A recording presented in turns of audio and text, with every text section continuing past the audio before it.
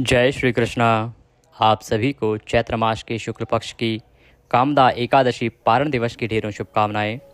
प्रिय भक्तों, आज इस वीडियो में हम बात करेंगे कि कामदा एकादशी का व्रत जो आपने 8 अप्रैल को किया है उसका पारण कब करना है, कैसे करना है, पारण की विधि क्या रहेगी, नियम क्या रहेंगे, क्या गलती नहीं करनी है, भगवान को भोग में क्या अर्पित करना है, क्या अर्पित नहीं करना है, भगवान का मंत्र क्या रहेगा इस एकादशी के लिए, पारण का मंत्र क्या रहेगा इस एकादशी के लिए, भोग क्या रहेगा इस एकादशी के लिए। तो ये जो पारण होता है ना, ये किसी भी व्रत की सफलता का सबसे प्रमुख केंद्र होता है। ये व्रत की अंतिम पूजा होती है, विशेष रूप से एकादशी क्योंकि त्रिदिवसीय विधान है। तो तीसरे दिन की ये जो पूजा होती है पारण की, इसका सही प्रकार से होना आवश्यक होता है, अनिवार्य होता है।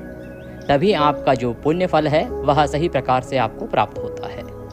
तो ये संपूर्ण पूजा कैसे करनी है और कब करनी है, ये जानकारी आपको इस वीडियो के माध्यम से प्रदान की जाएगी। आप देख रहे हैं देवभूमि ज्योतिष संस्थान का प्रतिष्ठित यूट्यूब चैनल देवभूमि धार्मिक। आपसे निवेदन है कि यदि वीडियो थोड़ा सा भी अच्छा लगे, उपयोगी लगे, तो उसे लाइक अवश्य कर दीजिएगा। पारण जो है सभी के लिए अनिवार्य होता है और सही प्रकार से हो यही आवश्यक भी होता है। इसीलिए जितना हो सके इस वीडियो को शेयर कीजिए, अधिक से अधिक लोगों तक पहुंचाइए। कारण क्या है कि पारण का वीडियो जो है वो हम अपलोड करते हैं एकादशी व्रत वाले दिन, और अगले दिन तो पारण करना ही होता है, या तो सुबह नहीं तो दोपहर को। तो इतने शॉर्ट टाइम में केवल हमारे द्वारा यह वीडियो सब तक नहीं पहुंचाया जा सकता।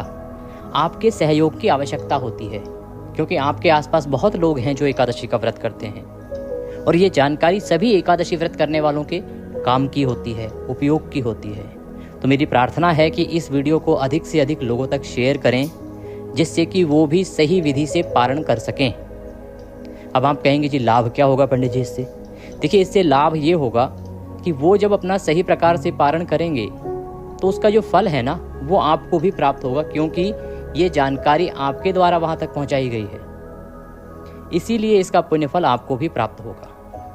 तो कृपया, और किसी के भी कार्य को यदि सिद्ध करने में आप कोई सहायता कर सकते हैं तो उससे अच्छा तो मानवीय कृत्य कुछ हो ही नहीं सकता ना। आपने व्रत किया है, कुछ पुण्य कमाएं, किसी का भला करें, और इस वीडियो को अधिक से अधिक लोगों तक शेयर करें। व्हाट्सएप पे लिंक शेयर करें, फेसबुक पे लिंक शेयर करें, जिससे कि सब लोग लाभ ले सकें, क्योंकि पारण कल ही तो करना है। आपसे निवेदन है कि अपने व्रत की सफलता के लिए और भगवान श्री हरि का आशीर्वाद प्राप्त करने के लिए कमेंट बॉक्स में अवश्य लिखिएगा जय श्री हरि या ओम नमः भगवते वासुदेवाय। भगवान आपका कल्याण करेंगे। आइए जानकारी आरंभ करते हैं। प्रिय भक्तों, पारण जो है वो किसी भी व्रत की पूर्णता के लिए सबसे महत्वपूर्ण होता है, और यहीं पर सामान्य जन गलती कर बैठते हैं। वो विधि के अनुसार आरंभ करते हैं व्रत को, और एकादशी व्रत करने वाले सभी जानते हैं कि नियम जो हैं वो दशमी तिथि से अर्थात व्रत के एक दिन पहले ही आरंभ हो जाते हैं। तो उन नियमों का तो ध्यान रखते हैं, व्रत का पूजन भी कर लेते हैं, परंतु उसके बाद पारण पे ध्यान नहीं देते हैं, और वहीं सब गड़बड़ हो जाता है। इसीलिए हमने यह प्रयास किया है कि प्रत्येक एकादशी पर आपको पारण का अलग से वीडियो प्रदान करें, जिससे कि आप समझ सकें उसकी महत्वता को और उसको सही प्रकार से कर सकें और उसका लाभ ले सकें। क्योंकि आप इतना मेहनत करते हैं, इतनी मेहनत करते हैं, आप 24 घंटे भूखे रहे हैं, और एकादशी का व्रत केवल भूखे रहना मात्र नहीं है, यह तो एक कठिन तपस्या है, क्योंकि इसमें और भी बहुत सारे नियम हैं जिनको देखना होता है। एकादशी का जो व्रत है ना, ये एक प्रकार की साधना होती है, और ये त्रिदिवसीय साधना होती है, जिसकी शुरुआत दशमी तिथि से होती है, परंतु इसका जो समापन है वो पूर्णता जो है वो पारण वाले दिन ही होती है। इसमें कुछ और नियमों का भी आपको ध्यान रखना होता है, जैसे कि दशमी तिथि को ही आप कुछ वस्तुओं का त्याग कर दें। इसमें प्रमुख रूप से तेल का त्याग है, तेल के साथ मसूर की दाल का त्याग है, चने की दाल का त्याग है। इस एकादशी पर तो उड़द की दाल का भी मनाही है, हमने आपको बताया भी था वीडियो के माध्यम से कि इस एकादशी पर ये नहीं खाना है। साथ ही शहद का त्याग है, हरी सब्जियों का परित्याग है, और प्रत्येक एकादशी पर कुछ और त्याग होते हैं जो एकादशी के अनुसार बदल जाते हैं। कुछ त्याग ऐसे होते हैं जो किसी एक एकादशी पर ही करने होते हैं, और इसीलिए हम प्रत्येक एकादशी पर आपको बताते हैं कि इस एकादशी के व्रत को करने के नियम क्या हैं, विधि क्या है, क्या कानून है, कैसे करना है और क्या नहीं खाना है। इसलिए हमारा जो एकादशी का वीडियो होता है ना, वो सबसे अधिक चलता है और सबसे अधिक महत्वपूर्ण भी होता है, क्योंकि हम जो जानकारी देते हैं साहब वो पुराणों से ढूंढ ढूंढ के लेके आते हैं, बहुत सारी पुस्तकें पढ़ते हैं, वहाँ से जो एकादशी का वर्णन हमें मिलता है उसको हम खोज के और फिर आपके लिए लेके आते हैं। तो आज आपने पूजन कर लिया होगा, विधि विधान से पूजन किया होगा, पहले संकल्प लिया होगा, संकल्प के बाद पूजन किया होगा, पूजन के बाद कथा सुनी होगी और विष्णु सहस्त्र नाम का पाठ भी अवश्य ही सुना होगा। हमने आपके लिए विष्णु रक्षा कवच अर्थात नारायण रक्षा कवच भी अपलोड किया था, उसका महत्व भी बहुत अधिक है, तो आप अगर उसको नहीं सुना है तो उसको भी सुन लीजिएगा। ये कुछ ऐसे पाठ हैं जो एकादशी पर आपको सुनने चाहिए, अति कल्याणकारी होते हैं। एकादशी की कथा तो आप सुनते ही हैं और सुननी भी चाहिए, साथ ही विष्णु सहस्त्र नाम और नारायण कवच दोनों ही बहुत उत्तम फलदायी हैं अगर आज के दिन आप सुनते हैं तो, और दोनों हम प्रत्येक एकादशी पर अपलोड भी करते हैं आपके लिए। तो कथा आदि सुनने के बाद आप नियमों के अनुसार दिन को व्यतीत करेंगे। आहार के रूप में हमने पहले भी बताया है कि आप फल आहार लेंगे। आज के दिन अन्न नहीं खाना है, नमक नहीं खाना है, मिर्च नहीं खाना है, इसका विशेष रूप से ध्यान रखें, इसकी मनाही होती है। और उसके बाद किसी का अहित नहीं करना है, बुरा नहीं करना है, किसी पे क्रोध नहीं करना है, अपशब्दों का प्रयोग नहीं करना है, किसी के प्रति किसी का अहित नहीं करना है और ब्रह्मचर्य का पालन करते हुए दिन को व्यतीत करना है। सायंकाल को यदि संभव हो तो कीर्तन कीजिएगा और रात्रि काल को यदि संभव हो तो जागरण कीजिएगा, और सोना हो और संभव हो तो पृथ्वी पर शयन कीजिएगा। इनका फल बहुत अधिक बताया गया है। ये चीज़ें वो हैं जो संभव हो तो कीजिएगा, आवश्यक नहीं। हम ये नहीं कहेंगे कि ये अनिवार्य हैं, पर यदि आप कर पाते हैं तो ये उत्तम फलदायी रहेगा। इसके बाद सुबह पारण वाले दिन आपको सूर्योदय से पहले उठ जाना चाहिए। ब्रह्म मुहूर्त में उठ पाते हैं तो सर्वोत्तम माना जाता है, परंतु ब्रह्म मुहूर्त में ना उठ पाए तो सूर्योदय से पहले अवश्य उठ जाएं, क्योंकि आज के समय में क्या है साहब कि सबका जो वर्क रूटीन है ना वो बदल गया है, सबके स्लीपिंग आवर्स बदल गए हैं, सोने का समय बदल गया है। आजकल देर रात्रि तक ऑफिस चलते हैं और इस कारण से समय पर सो नहीं पाते हैं, इसीलिए उठ भी नहीं पाते हैं। तो आप अधिक से अधिक इतना कर सकते हैं कि सूर्योदय से पहले उठ जाएं। उठने के बाद स्नान आदि करके स्वच्छ वस्त्र धारण करके आपका जो पूजा स्थल है वहां पर साफ सफाई कीजिए और आसन लगा के बैठ जाइए। पारण का पूजन आरंभ करेंगे। पारण के लिए क्या सामग्री चाहिएगी, रौली मौली आदि पहले से होगा। आज के लिए आपको ताज़ा सामग्री में चाहिएंगे, ताज़ा पुष्प ले लीजिएगा, फूलों की माला ले लीजिएगा, पान का पत्ता ले लीजिएगा। इसके अतिरिक्त पंचामृत बनाना है आज, तो पंचामृत के लिए कच्चा दूध, दही, घी, शहद और शक्कर ले लीजिएगा। ये सामग्री है जो आज आपको ताज़ा लेनी है, बाकी सामग्री कल की पूजा की रही होगी। रौली मौली, पान सुपारी, लौंग, इलायची, धूप, दीप, नैवेद्य, यज्ञोपवीत अर्थात जनेऊ और इत्र, ये कुल सामग्री है। अर्थात अगर कोई ऐसा व्यक्ति है जो आज ही केवल पारण का वीडियो ही देख पा रहा है, पहले हमारी पूजा विधि नहीं देख पाए थे, तो आपको ये सारी सामग्री एकत्र करनी है। जो लोग पारण ही केवल देख पा रहे हैं, पूजा विधि जिन्होंने हमारे हिसाब से नहीं की होगी, तो आप ये सारी सामग्री लीजिएगा। पुनः एक बार बता देते हैं, रौली मौली, पान सुपारी, लौंग, इलायची, धूप, दीप, नैवेद्य, भगवान को भोग लगाने के लिए जो भी मिठाई लें, या फिर आप फल ले सकते हैं या मिश्री ले सकते हैं। जो पारण का भोग बनेगा घर में वो अलग होगा। इसके अतिरिक्त इत्र, जनेऊ, पुष्प की माला, खुले फूल, ये सामग्री आपको चाहिएगी। तांबे का एक लोटा अवश्य होना चाहिए। भगवान की तस्वीर या प्रतिमा लीजिएगा। चौकी अगर आपके पास है तो उत्तम है, चौकी लीजिएगा और उस पर बिछाने के लिए पीला वस्त्र भी ले लीजिएगा। पंचामृत बनाने के लिए कच्चा दूध, दही, शहद के स्थान पर गंगाजल प्रयोग करेंगे। एकादशी में शहद वर्जित बताया गया है। पहले हमने शायद अभी, क्योंकि एक लय बनी होती है ना हमारी सामग्री की प्रतिदिन की, इसीलिए हम बोल जाते हैं उसमें, परंतु जो एकादशी का व्रत है उसमें शहद वर्जित है, तो एकादशी के व्रत में शहद के स्थान पर आप गंगाजल प्रयोग कीजिएगा पंचामृत में। ये सारी सामग्री एकत्र कर लीजिए, आसन लगाइए पूजा स्थल पर और आसन लगा के बैठ जाइए। सबसे पहले सामग्री का शुद्धिकरण और उसके बाद स्थापना। हमारे जो बाकी दर्शक हैं जो पहले ही पूजन कर चुके हैं विधि विधान से, जिन्होंने चौकी कल स्थापित करी थी भगवान की, तो उन्होंने चौकी पहले से स्थापित कर रखी है, इसीलिए आप केवल पूजा ही हमारे साथ ज्वाइन कीजिएगा। स्थापना और चौकी आदि हम उनके लिए बता रहे हैं जो दर्शक आज हमें पहली बार देख रहे हैं, जिससे कि वो भी विधि विधान से सभी पूजा पाठ कर सकें। तो आइए सबसे पहले शुद्धिकरण करते हैं। तांबे का जो लोटा है उसमें पहले गंगा जल भरिए, उसके बाद उसमें शुद्ध जल भर लीजिए। एक पुष्प लीजिए और सारी सामग्री पर और सभी स्थान पर जहाँ पूजन कर रहे हैं ना, उस जल से छींटे दीजिए, जिससे कि उस स्थान का पवित्रीकरण हो जाएगा। ओम पवित्र हो अपवित्रवांग सर्वांग वस्तांगतोपि वाम यह स्मरेत पुंडरीकाक्षम सभयंतरः शुचिः हो। इस प्रकार से आपने स्थान का पवित्रीकरण किया, सामग्री का पवित्रीकरण किया, भगवान की स्थापना कीजिए। चौकी लीजिए, चौकी के ऊपर पीला वस्त्र है तो वह बिछाइए और उसके ऊपर पुष्प रखिए। भगवान को आसन के रूप में पुष्प दीजिए कि प्रभु ये पुष्प हम आपको आसन के रूप में अर्पित कर रहे हैं, इन्हें आप ग्रहण करें और विराजमान हो। इस प्रकार से पुष्प रख के और उसके बाद भगवान की स्थापना कर दीजिए। तस्वीर को रख दीजिए, प्रतिमा है तो प्रतिमा को रख दीजिए। जिनके पास चौकी नहीं है वो कोई बात नहीं, पृथ्वी पर रखकर भी पूजन कर सकते हैं या अन्य जो स्थान है आपके पास उस पर रखकर भी पूजन कर सकते हैं। शुद्धि का विशेष रूप से ध्यान रखिएगा, शुद्धि का विशेष रूप से ध्यान रखिएगा। आपने पवित्रीकरण कर लिया है, उसके बाद आप पूजन करिए। जिनके कच्चे घर है ना साहब, वो भी अच्छे से लीप के और वहाँ नीचे भगवान को स्थापित कर सकते हैं। केवल पुष्प के रूप में भगवान को आसन दीजिएगा, भगवान से निवेदन कीजिएगा, प्रभु ये आपका आसन है, आप इस पर विराजमान हो, और भगवान को स्थापित कर दीजिए। स्थापित करने के बाद दीपक को स्थापित कीजिए। घी का दिया भगवान के सीधे हाथ की तरफ रखना है। दीपक को भी आपने अवश्य रूप से आसन देना है, तो पुष्प रखिएगा और उसके ऊपर दीपक को स्थापित कीजिएगा। दीपक को स्थापित करने के बाद धूप स्थापित कीजिएगा। अब आप हाथ धोएंगे, हाथ धो लीजिए। एक चम्मच से अपने सीधे हाथ में जल लीजिए और हाथ धो लीजिए। हस्तो प्रक्षालनम। हाथ धोने के बाद 3 बार जलाचमनी करेंगे। एक एक चम्मच जल पिएंगे आप सीधे हाथ पे लेके। हम एक एक मंत्र बोलेंगे। ओम माधवाय नमः, एक चम्मच जल लीजिए, हाथ पे लीजिए और पी जाइए। ओम केशवाय नमः, जल लीजिए, पी जाइए। ओम नारायणाय नमः, जल लीजिए, पी जाइए। ओम ऋषिकेशाय नमो नमः, हस्तो प्रक्षालनम। जल लीजिए हाथ पे और हाथ धो लीजिए। हाथ धोने के बाद अपने आप को तिलक कीजिए, मौली बांधिए। आपके साथ यदि पारिवारिक जन भी बैठकर पूजन कर रहे हैं ना, तो उन्हें भी तिलक कीजिए, मौली बांधिए।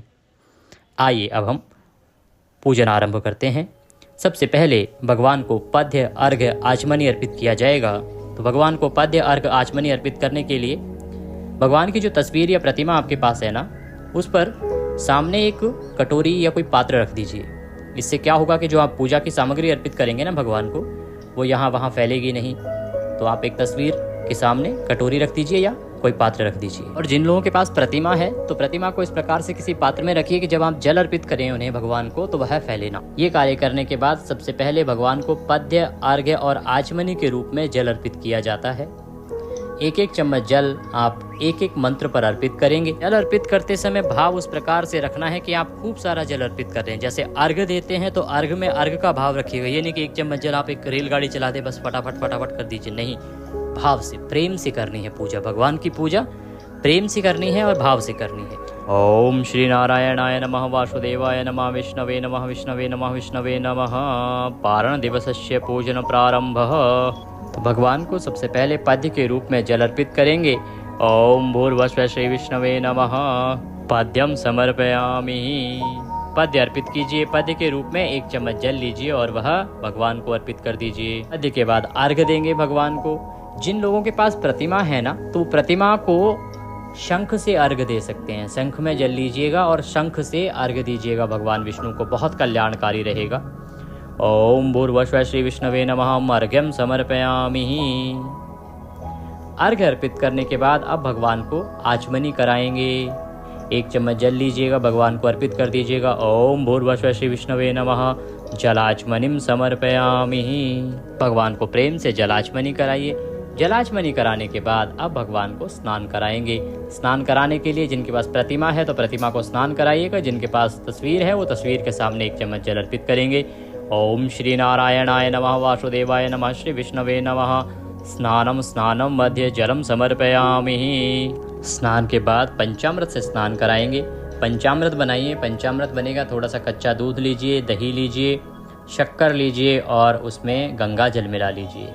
इससे अब आप पंचामृत से अभिषेक कराएंगे। जो लोग तस्वीर पर पूजन कर रहे हैं ना, वो क्या करेंगे कि पुष्प पर ये थोड़ा सा पंचामृत लगा लीजिए और उस पुष्प को भगवान को अर्पित करेंगे।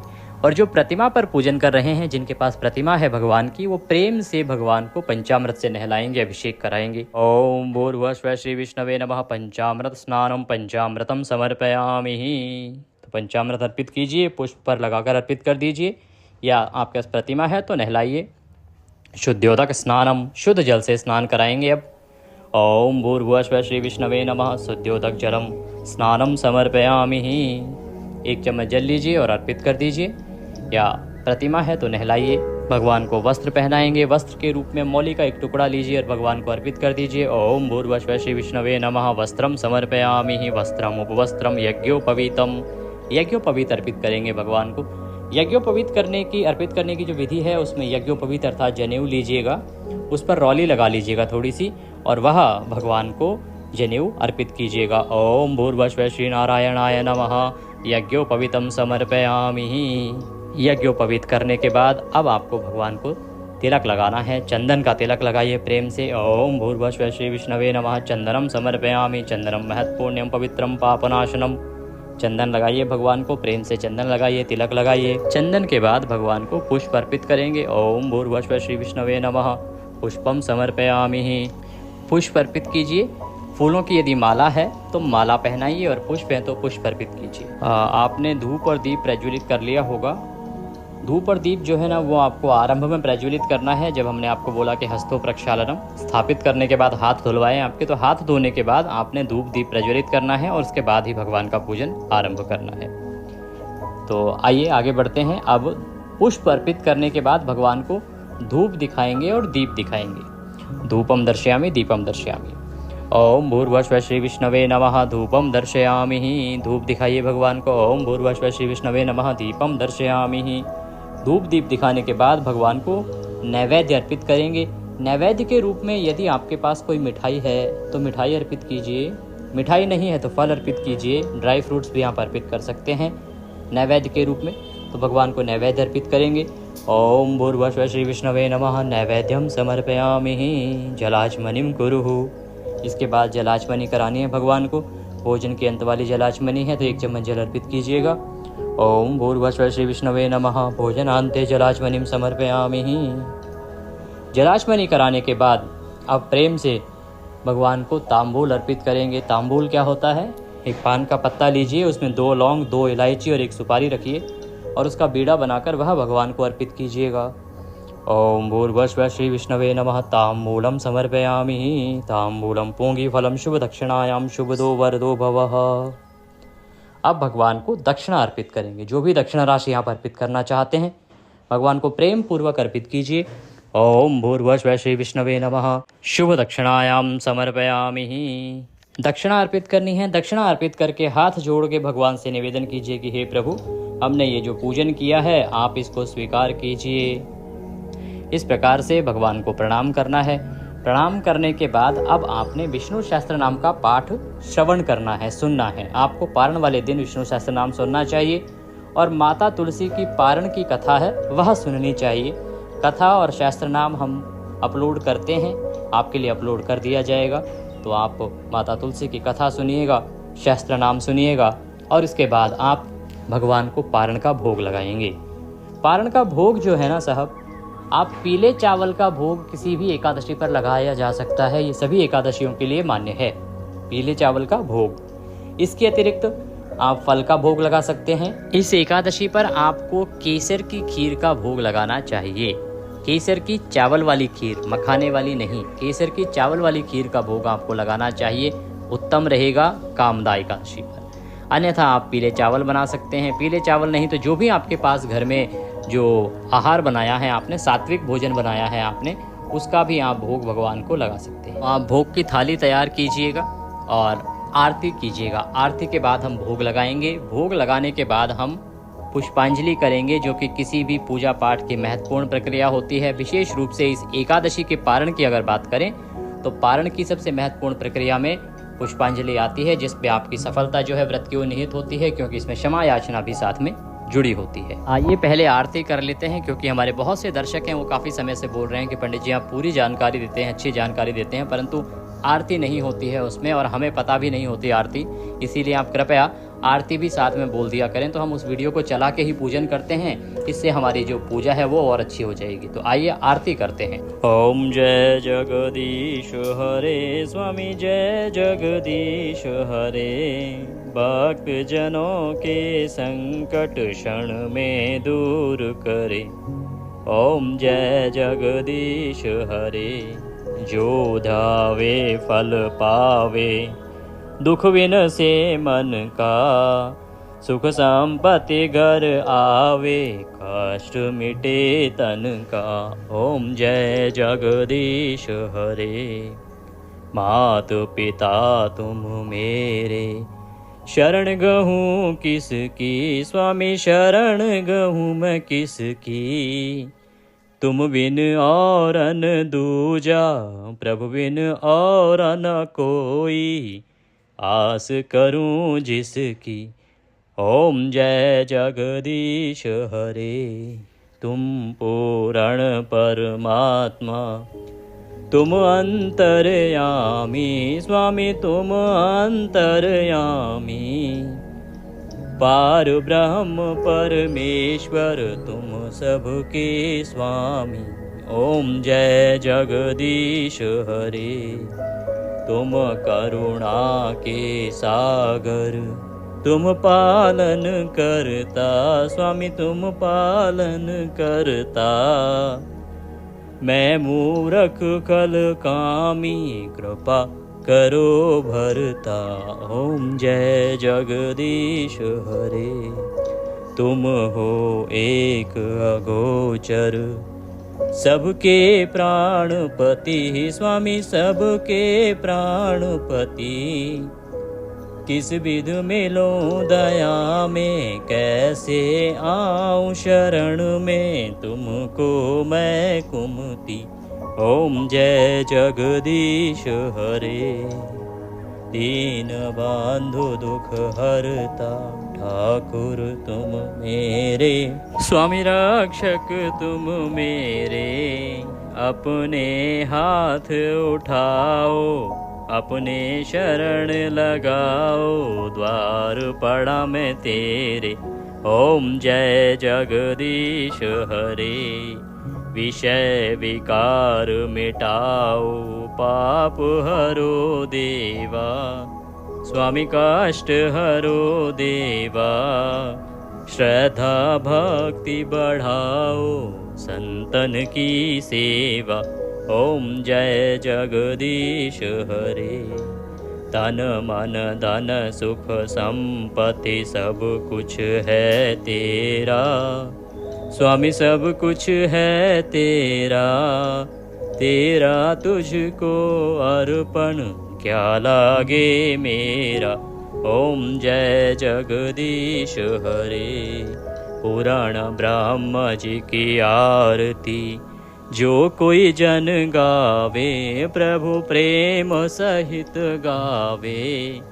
कहत शिवानंद स्वामी, रटत हरि हर स्वामी, मन वांछित फल पावे। ओम जय जगदीश हरे। ओम त्वमेव माताश्च पिता त्वमेव, त्वमेव बन्धुश्च सखा त्वमेव, त्वमेव विद्या द्रविणं त्वमेव, त्वमेव सर्वं मम देव देवः। बोले विष्णु भगवान की जय। भगवान को आरती दीजिए, फिर शीतलीकरण कीजिए, स्वयं आरती लीजिए, अपने बंधु बांधव जो भी हैं उन सबको आरती दीजिए। पारण का भोग लाइए, उसमें तुलसी का पत्ता रखिए, भगवान को प्रेम से भोग अर्पित कीजिए।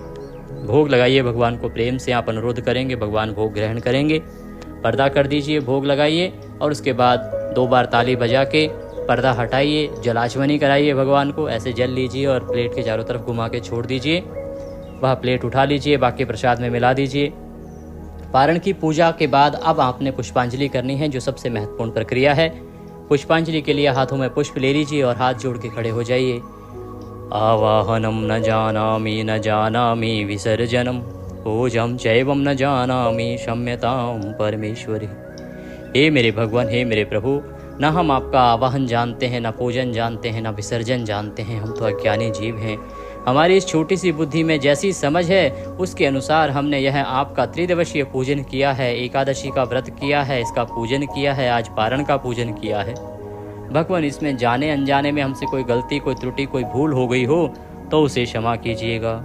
आप दया सिंधु हैं, हम आपके दर के भिखारी हैं, आपके नादान बालक हैं। प्रभु, हम पर सदा कृपा कीजिएगा। आपको अर्पित करने के लिए हमारे पास कुछ नहीं है, तन मन धन सब आप ही का तो है। हमारे पास क्या है? मालती मलका जाति सत्पत्रांति संयुक्तम, पुष्पांजलि मया दत्ताम ग्रहणाम परमेश्वर। प्रभु, यह पत्र पुष्प की भेंट है, इसे आप स्वीकार करें और दया का आशीर्वाद प्रदान करें। पुष्प भगवान के चरणों में अर्पित कर दीजिए, हाथ जोड़ के नमन कीजिए, प्रदक्षिणा कीजिए, परिक्रमा कीजिए। इसके बाद आप किसी ब्राह्मण को भोजन कराइए। ब्राह्मण को दान अवश्य दीजिएगा। भोजन की सामग्री दान दें, भोजन कराएं या कोई और सामग्री दान दें, दान आपको अवश्य करना है। फिर अपना पारण करना है। पारण के लिए बैठ जाएंगे आसन लगा के और मंत्र बोलेंगे, ओम शंकर्षणाय नमः। ये इस एकादशी का पारण मंत्र है, ओम शंकर्षणाय नमः। यह 5 बार मंत्र बोलेंगे तुलसी का पत्ता मुंह में रख के पानी पी के व्रत का पारण करेंगे। उसके बाद भगवान को जो भोग लगाया है वह आहार ग्रहण करेंगे, सात्विक भोजन ग्रहण कर सकते हैं। पारण के समय की अगर बात की जाए तो पारण का जो समय रहेगा उसका सिद्धांतों के अनुसार निर्धारण है कि द्वादशी तिथि में पारण किया जाता है, हरिवासर का समय निकल जाने के बाद पारण किया जाता है, सूर्योदय के बाद पारण किया जाता है। इन सभी मूल सिद्धांतों को ध्यान में रखते हुए पारण का समय निकला है 6:03 से और 8:34 9 अप्रैल को। वीडियो थोड़ा भी अच्छा लगा हो तो कृपया लाइक अवश्य कर दीजिएगा। भगवान का नाम अवश्य कमेंट बॉक्स में लिखिएगा, जय श्री हरि या ओम नमः भगवते वासुदेवाय। चैनल पर नए हैं तो सब्सक्राइब करते जाइएगा, वीडियो सबके लिए बहुत महत्वपूर्ण है। पुनः आपसे अनुरोध है कि कृपया इसको अधिक से अधिक लोगों तक पहुंचाइए, शेयर कीजिए। जय श्री कृष्ण।